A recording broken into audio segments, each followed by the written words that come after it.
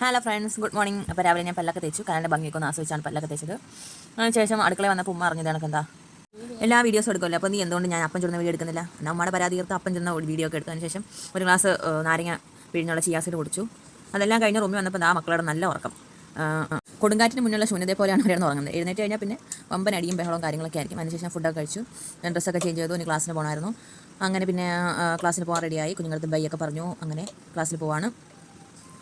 അങ്ങനെ ബസ് സ്റ്റോപ്പിലെത്തിയപ്പം കാണാൻ മുട്ടൻ തിരക്കും കാര്യങ്ങളും. അതിനുശേഷം ബസ് കാത്തിരുന്നു, ബസ്സൊക്കെ കിട്ടി, ബസ് കയറി സ്റ്റാൻഡിൽ ചെന്ന് ഇറങ്ങി. സൈഡ് സീറ്റാണ് കിട്ടിയത്, സൈഡ് സീറ്റും സോങ്ങും ഒക്കെ KSRTC ബസ് ഹന്തസ് എന്ന് പറഞ്ഞ കണക്ക് ബസ് സ്റ്റാൻഡിൽ പോയി ഇറങ്ങി. അതിനുശേഷം നടന്ന് ക്ലാസ്സിലേക്ക് പോവുകയാണ്.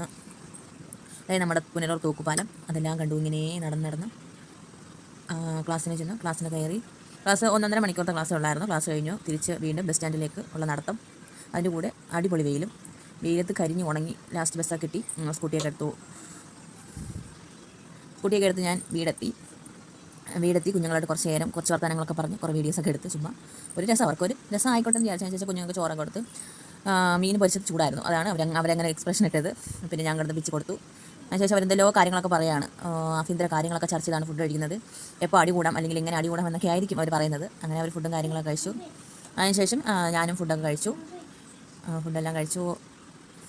അപ്പോൾ എൻ്റെ വീഡിയോ ഇഷ്ടപ്പെട്ടാൽ ലൈക്ക് ചെയ്യുക, ഷെയർ ചെയ്യുക, സബ്സ്ക്രൈബ് ചെയ്യുക.